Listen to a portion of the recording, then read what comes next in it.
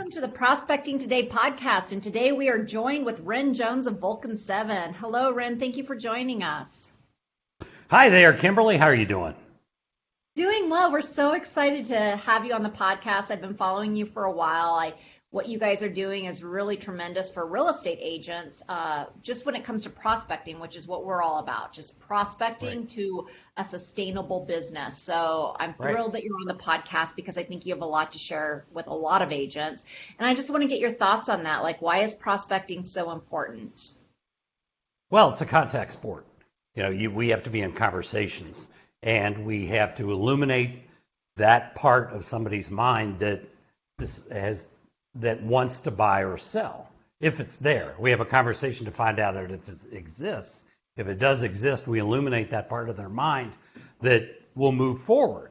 Because a lot of times they want to do it, and our lack of skill doesn't get the process moving forward. It's not them, it's us. Yeah. We have to have the ability, because every human being has a part that would be very happy to stay put. And there's another part of us that's been thinking about buying or selling. And which one are you talking to? Right. That's so true. And do you know what questions, and we need to ask more questions, as most people do not do. And I think it's interesting when you mentioned you really kind of want to be on the listing side of things to maximize your time and to increase your profits. Talk a little bit about that. Buyers take time, and listings take skill. I think most agents will recognize that as a fact. If you go looking for buyers, you're going to get buyers on top of buyers on top of buyers and a few sellers. If you look for listings, you'll get buyers, but you'll get the best buyer you can have. Mm-hmm. If you look for listings, you will get the best buyer you can have. What is the best buyer you can have? What say you? What is the best buyer you can have? The best buyer I can have, one that's actually going to buy. Well, that would be true, but if we're looking at, what is it, Family Feud. So if we have a board here, what's in the number one position? Where does the best buyer come from? What is the number one position? I don't know. I'm the journalist. You got to tell me. You're the expert. No, you're my only audience at this moment that can speak. That's true. The best buyer. What would be in the number one position? What is the best buyer a real estate agent can have? One that's pre-approved, one that has money. Do we have pre-approved or money? No, it's not up there. What's the number one position? I don't know. I really don't know. One more shot. Humor me. If it's not, they have to have money. They're serious about buying. The best buyer. Where do they come from? Where do they come from? Where do they come from? Where does the best buyer come from? That would be a better way to. Where does the best buyer come from? One that wants to sell their home after they move? I don't know. I don't know where you're going. Okay, so a lot of times I ask that question, and people will say open houses, yard signs. They'll name all these my database, but the number one answer is you sold their home and they have nowhere to go. Oh. So if you take 100 listings and you sell 80 of them, and 40 of those people are homeless and have nowhere to move, there's your best buyer. So instead of looking for buyers, create your own. Number one, they're very loyal. Number two, they're very happy. Number three, they've got to pick out something else immediately. You're going to take them out for 2 days, and they will pick something out. Try that with somebody who hasn't just sold their home. The best buyer is the ones you create on your own. You sold their house. And for many agents, that should be the only ones you work with, unless they're very well qualified. So if you list 100 homes, which is not that hard, you're taking 2 a week, right? Okay. And you sell 80, and 40 of those people are homeless. For God's sakes, Kimberly, help the homeless. And then you've got 40 people that they have to pick out a house, and they have to pick it out now. We overcomplicate this business. So every time you take a listing, or every other time you take a listing, roughly half the time, every listing you take, half the time you have a buyer that has to buy immediately. Are they going to take a long time to make a decision? Are they No. going to look at 20 or 30 houses over a 6-week period? No. Right. Very true. It's Way to be perfect. It's super perfect. efficient. And yet, agents will go and look for buyers all over the place and take them around for weeks, if not months. Right. Very true. There's a stumbling block in our business. How does Vulcan 7's technology help agents? Well, we provide people with ways to reach someone who wants the help to get their home sold. They have a home for sale, they have no agent. Okay. And so is that mainly working with expired listings? Expires for sale by owners, for investors, and then circle prospecting. You calling around, but with circle prospecting, you're not necessarily talking to someone who has to sell immediately. It's 90, but with expireds and for sale by owners, that's 90% now business, 10% future business. Whereas, say, our database, an agent who has a great database, that's 10% now business, 90% future business, and that's good too. And that's, to be fair, your database is gold, and yet it's out in the future. You have to work it a long time. Whereas expireds and for sale by owners are people you don't know, but they need immediate help. Right. So, and then we have investors. They're advertising a home for rent. They own the house.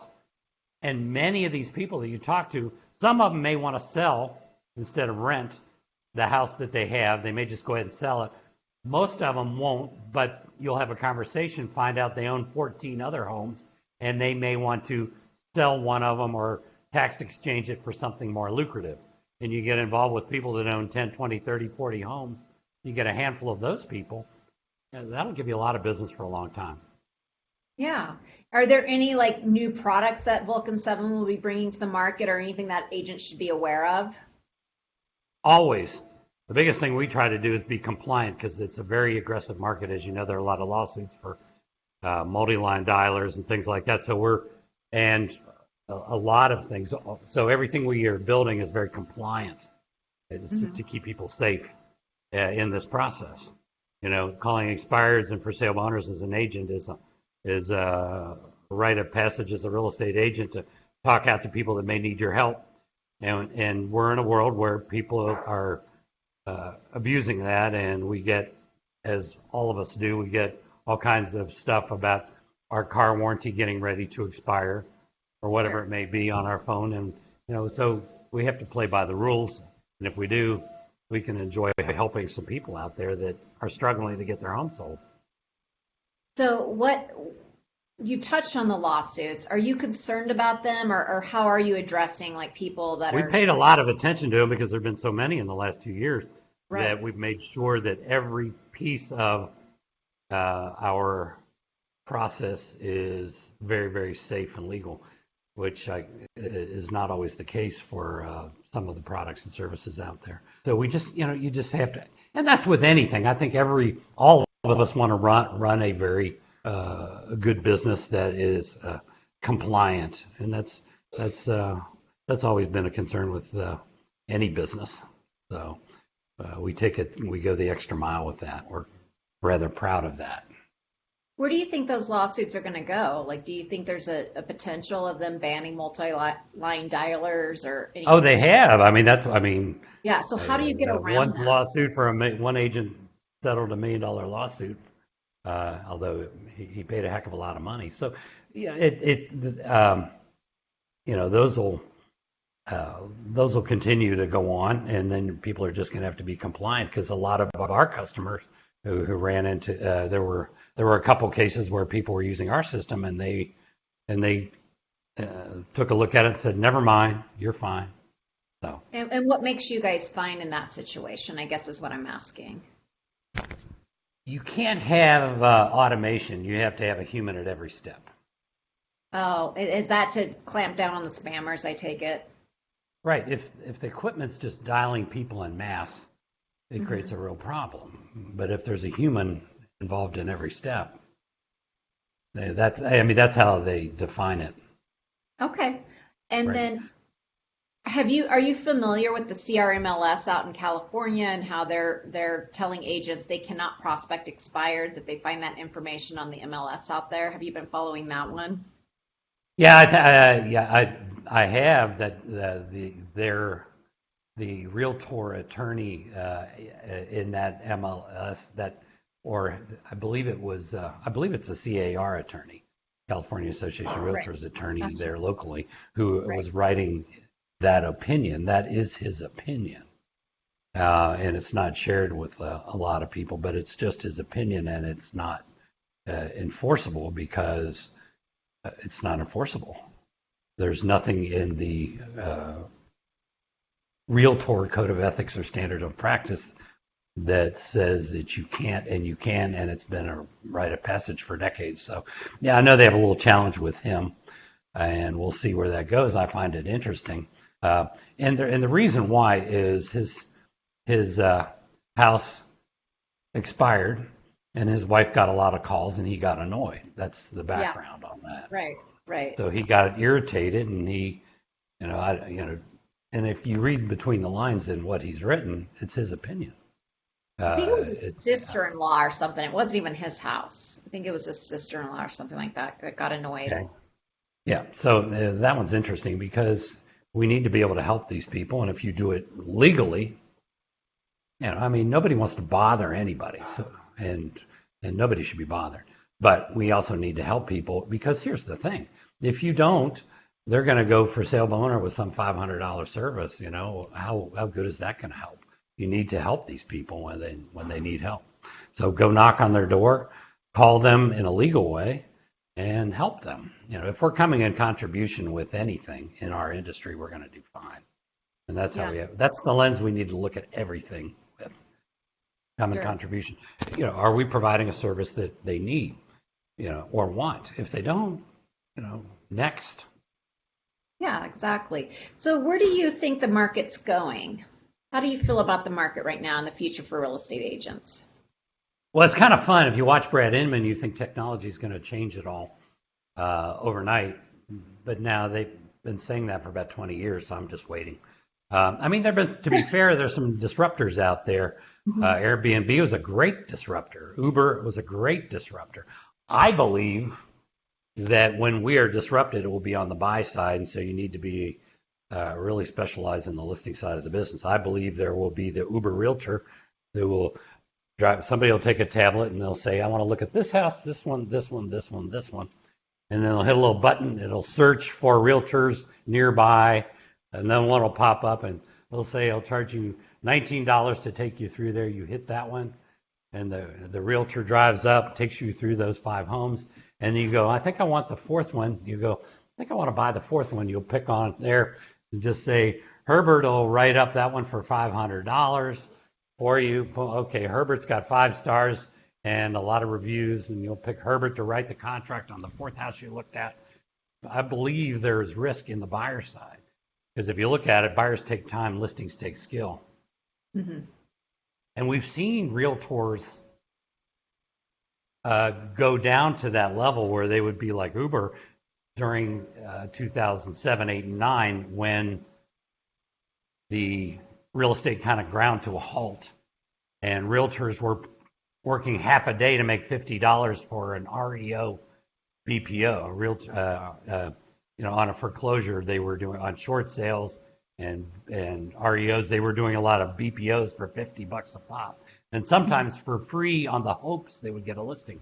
The realtors were doing a lot of work for no dollars. So I am very concerned on the buy side of the industry that could be Uberized.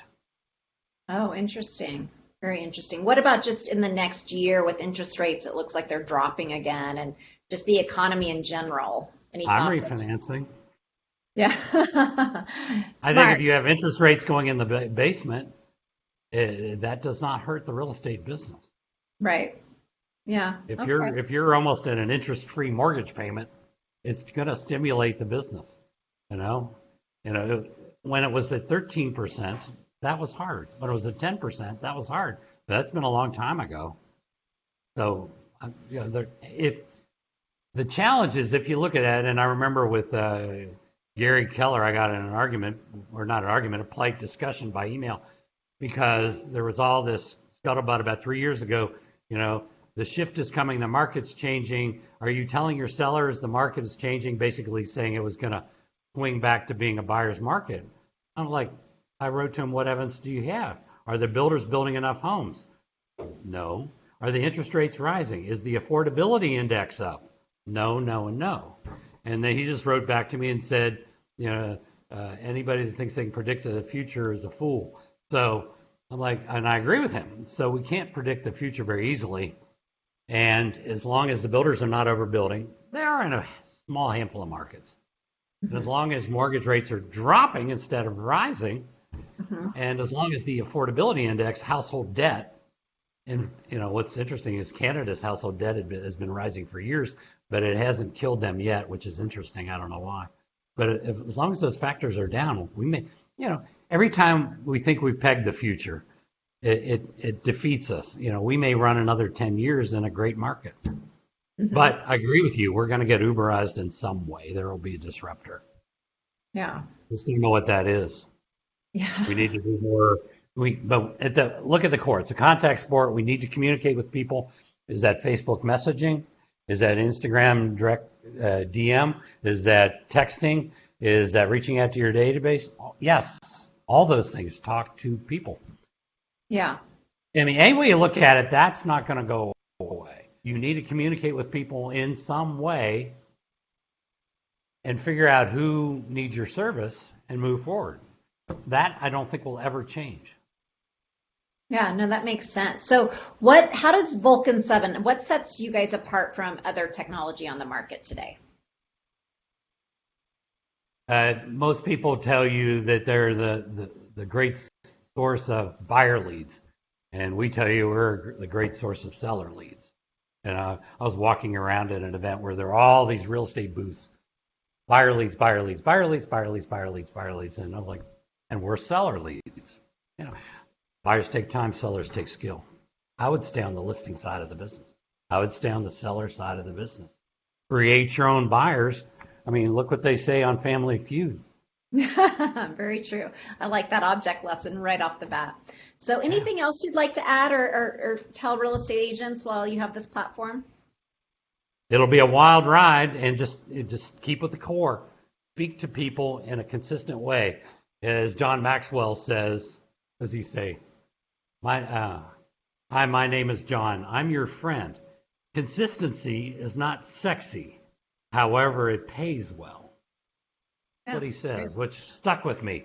If we're consistently, let's say your goal is to talk to 30 people a day, either live or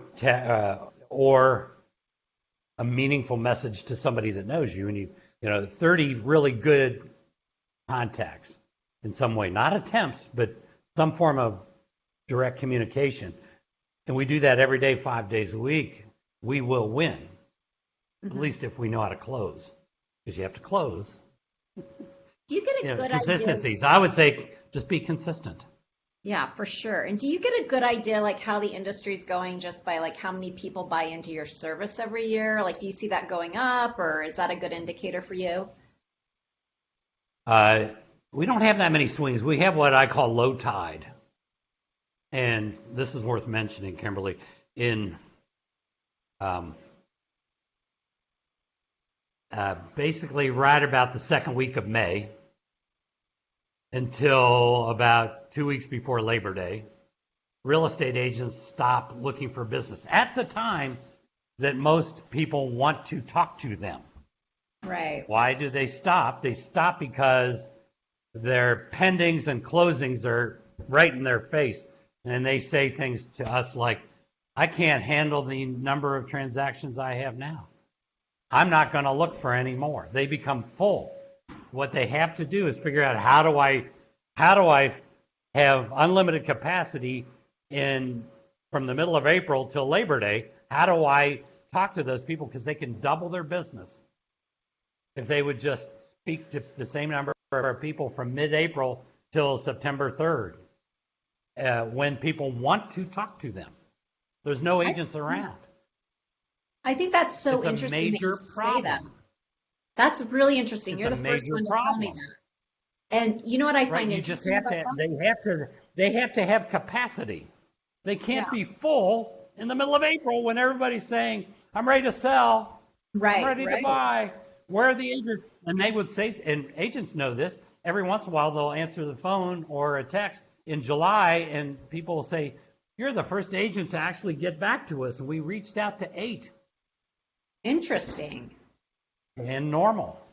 And it's Yeah, been going on for decades. So if you want to increase your business, find a way to handle the capacity.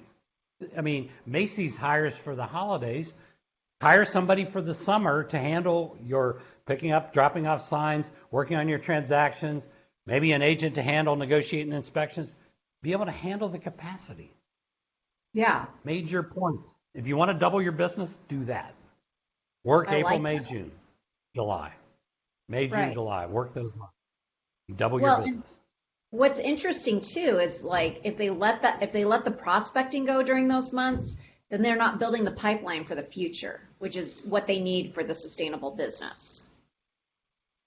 Yeah, and it's an immediate future. Winter gets there, and then the holidays, and nobody wants to do business, and then tax time, and they have no checks that they can send in, and so they're behind the 8 ball, and then they're turning the heat on 67 degrees. It's a problem. They have to go when the fish are biting. Be on the lake at 6 a.m. Go where the fish are biting and when the fish are biting. You can't skip those same 90 days as most realtors do. Yeah. Very good Yeah, it doesn't advice. get talked about. People are looking for other sources, and it's right in their backyard. It's right within their grasp. Yeah, very, very interesting. Well, thank you. Thank you for joining us and sharing that with Good. us.